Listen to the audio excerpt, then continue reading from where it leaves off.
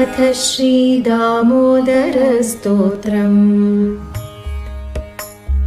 मत्स्याकृतिधर जय देवेश वेदविबोधक कूर्मस्वरूप मन्दरगिरिधर सूकररूप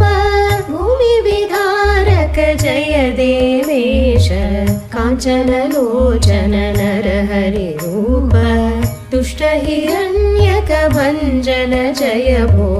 जय जय वामन बलिवेद्वंसिन् दुष्टकुलादक भार्गवरूप जय विश्रवससुतवेध्वंसिन् जय कंसारे यदुकुलतिलक जय वृन्दावनचर देवेश देवकीनन्दन नन्दकुमार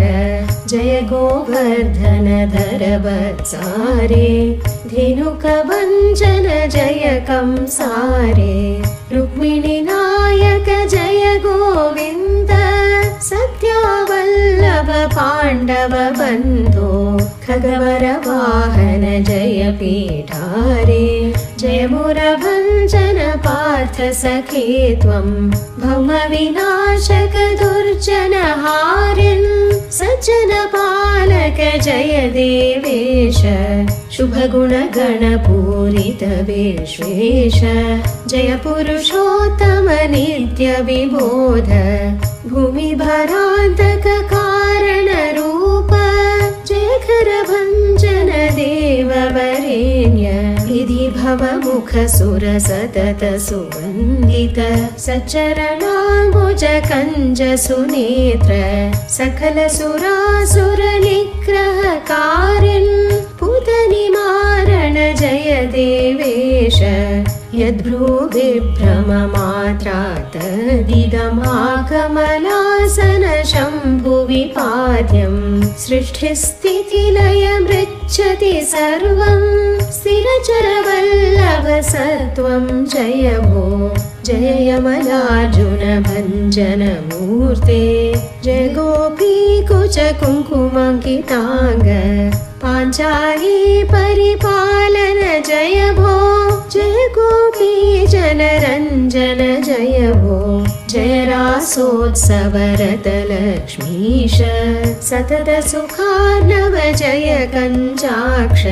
जय जननी करपाश सुबद्धा हरणा नवनीतस्य सुरेश बालक्रीडन पर जय भो त्वं मुनिवर वन्दित पादपद्मेश कालीय फणिफणमर्दन जय भो द्विजपद्यार्पितमत्सि विभोनं क्षीराम्बुधिकृत निलयन देव वरद महाबल जय जय कान्त दुर्जन मोहक बुद्ध स्वरूप सज्जन बोधक कल्कि स्वरूप जय युगकृत् दुर्जन विध्वंसिन्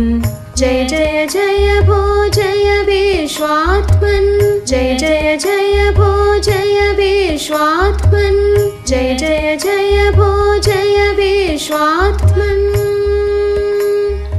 इति मन्त्रं पठन्नेव कुर्यान्नीराजनं बुधः घटिकाद्वयशिष्ठायां स्नानं कुर्याद्यथा विधि अन्यथा नरकं याति यावदिन्द्राश्चतुर्दश इति श्री पंचरात्रागमे हंसब्रह्मसंवादे श्रीदामोदरस्तोत्रं सम्पूर्णम्।